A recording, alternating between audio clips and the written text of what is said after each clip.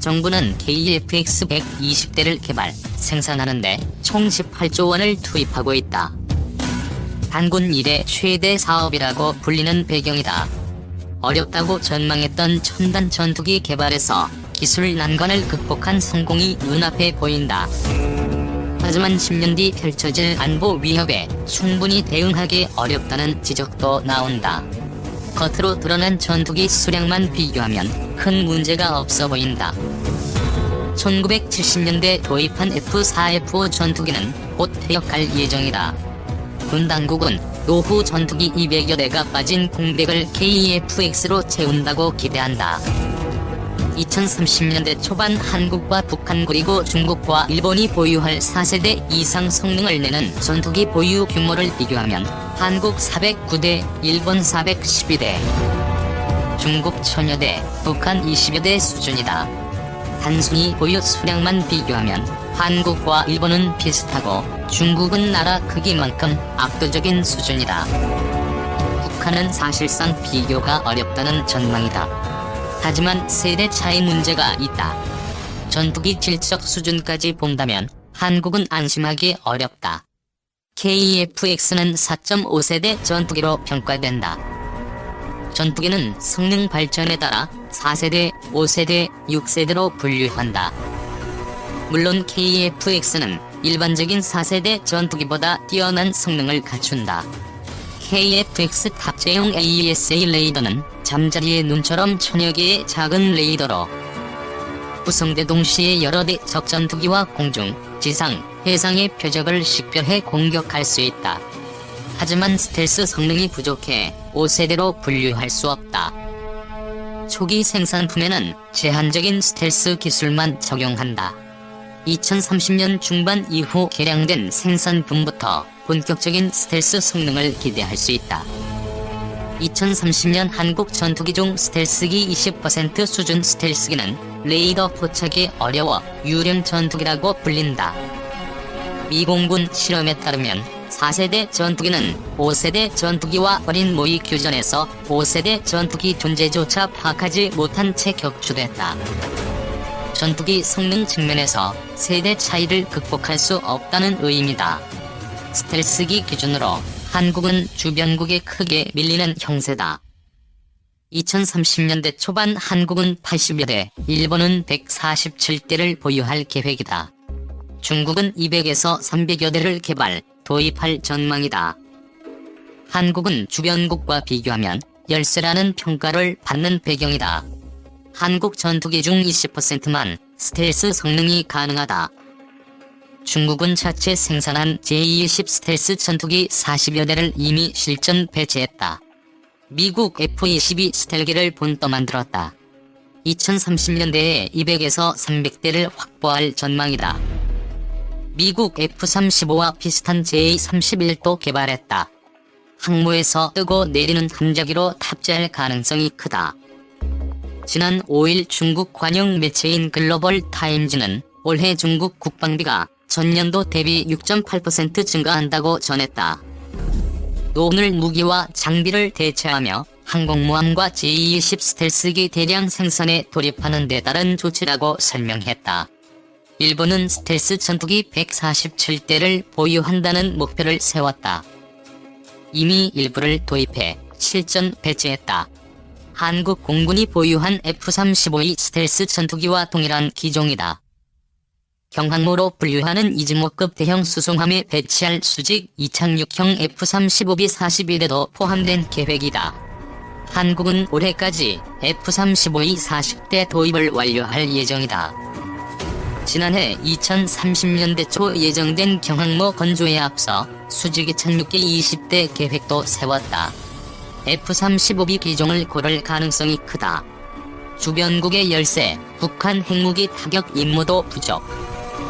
또한 차세대 전투기 2차 사업도 조만간 시작해 F-35급 스텔스 전투기 20대를 도입한다. 당초 FX 사업을 추진할 때 60대를 도입하려다 예산이 부족해 우선 40대만 확보했다. 20대를 추가 도입해야 FX 사업이 완료된다. 그마저도 사업 속도가 느려져 우려하는 목소리가 나온다. 북한은 현재까지 스텔스 전투기 개발이나 도입 움직임을 보이지 않는다. 하지만 북한 위협은 단순히 북한 전투기 보유 규모만으로 판단할 수 없다. 과거 힐체인으로 불리던 전략적 타격 체계에 스텔스 전투기 투입이 필요해서다.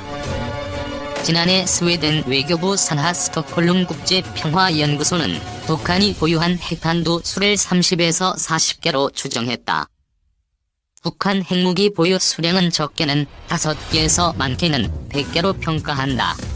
북한은 탄도미사일의 핵무기를 탑재한 뒤 이동식 발사 차량에 실어 은밀하게 숨겨 둔 뒤 필요할 때 꺼내 쏘는 전략을 세웠다. 평소에도 빈번하게 위치를 바꾼다. 어디서 나와 어디에서 쏠지 판단하기 어렵다. 이 때문에 움직이는 위협은 탄도미사일로 공격할 수 없다. 핵심 지휘부 공격도 마찬가지다. 전투기가 접근해 마지막 순간까지 목표를 확인하고 발사 버튼을 눌러야 한다. 당연히 은밀한 침투가 핵심이다. 촘촘한 북한 방공망을 뚫고 침투하려면 스텔스 전투기가 필요하다. 공군 내부 자료에 따르면 대략 430대 정도를 한국 공군의 전투기 적정 보유 수량으로 판단한다. 북한 전투기 차단 및 방공망 파괴, 핵무기 등 전략 무기와 핵심 시설, 지휘부 타격, 장사정포 등 대화력전 투입 계획, 주변국 위협 대응을 고려했다. 공군 430대 보유 목표, 이제 개념부터 바꿔야 하지만 단순히 양적인 전투기 수량을 고집하던 관성을 벗어나야 한다는 지적이 나온다. 군 관계자는 20에서 30년 뒤 미래를 대비하려면 처음 군대에 들어와 임관하던 20에서 30년 전 그때 생각과 그 이후 쌓아왔던 경험을 과감하게 버려야 한다고 말했다. 이제는 스텔스 성능을 갖추지 못한 전투기는 공중전과 전략적 임무에 투입하기 어렵다. 북한의 핵심 목표를 파괴하고 주변국에 대응할 수 있는 5세대를 넘어선 전투기에 초점을 둬야 한다. 경쟁은 더 치열해졌다. 중국과 일본은 이미 2030년대 후반을 목표에 두고 레이저 보호와 사이버 공격 능력 탑재도 추진한다. 단순히 스텔스 성능 하나만으론 부족하다. 당장 스텔스 전투기 주문을 늘려야 한다는 말도 아니다. 이미 5세대 전투기는 현재 1분 다가올 미래가 아니다. 6세대 전투기 개발도 벌써 눈앞에 보인다. 6세대 전투기 가능성 아닌 현실. 이미 본격적인 무인기에 앞서 일단 무인 겸용 개발과 함께 인간 조종사와 팀을 짜 임무를 맡는 단계에 도달했다. 기존 유인기를 무인기로 개조하는 기술도 빠르게 속도를 내고 있다. 2018년 미공군 연구소가 공개한 동영상에선 F-35E 전투기 한 대가 무인 전투기 6대를 이끌고 다녔다. 인간 편대장을 도와주는 무인기는 로열 윙맨으로 불린다. 적방공 무기나 레이더를 파괴하는 임무를 맡는다. 미국과 호주가 공동으로 개발한 무인기는 지난달 말 첫 시험 비행에 성공했다. 미국뿐 아니라 러시아, 중국, 영국, 프랑스, 독일도 무인기를 연구하고 있다. 이쯤 되면 아무리 인공지능이 발전해도 전투기 조종사처럼 비행할 수 있을까? 라는 의문이 제기되는 게 당연하다. 그래서 미국 국방부 산하방위고등연구계획국은 실험을 해봤다.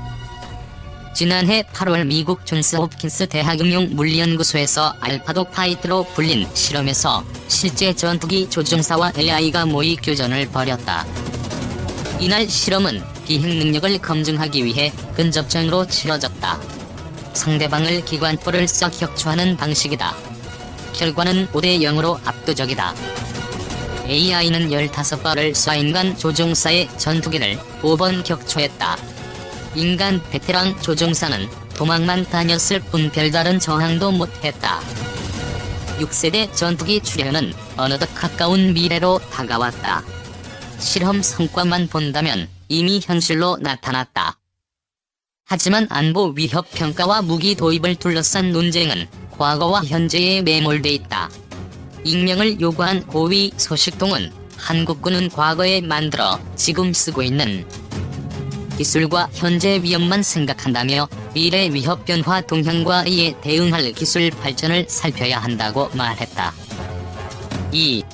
저비용 항공사의 도약일 메이저 항공사와 치열한 공중전. 저비용 항공사들이 메이저 항공사들과 치열한 공중전을 펼치고 있다. 국내선 시장에서는 대한항공, 아시아나항공 등 메이저 업체들과 시장을 양분할 정도다. 저비용 항공사의 점유율이 55%로 메이저 업체들을 초월했다. 앞으로 대한항공, 아시아나항공 등 빅2와 더욱 치열한 경쟁을 펼칠 것으로 예상된다. 한성항공이 지난 2003년 5월 설립된 후 저비용 항공사들이 시장에 속속 뛰어들었다. 현재 국내 저비용 항공사는 제주항공, 진여, 에어부산, 이스타항공, 티웨이항공 등 5개사다. 저비용 항공사들이 약진을 이어가자 기존 대형 항공사조차 저비용 항공사를 설립해 대응할 정도다. 대한항공은 진여, 아시아나항공은 에어부산을 설립, 운영 중이다. 아시아나항공은 현재 또 다른 자회사 에어서울을 설립하기 위해 준비 중이다. 메이저 항공사 입장에서는 저비용 항공사의 공세를 방치할 경우 매출 감소를 감소해야 하는 만큼 아예 저비용 항공사를 자회사로 거느리는 전략을 택했다. 이들과 달리 제주항공, 티웨이항공, 이스타항공은 독립형 저비용 항공사다. 제주항공, 진여, 에어부산은 2010년, 이스타항공은 2012년, 티웨이항공은 2013년에 실적 턴어라운드에 성공했다. 상당히 빠른 시간 안에 성공적으로 뿌리를 내린 셈이다. 국내선의 경우 저비용 항공사의 승객 분담률이 올해 들어 55%에 달한다. 국제선에서도 저비용 항공사의 도전이 이어지고 있다.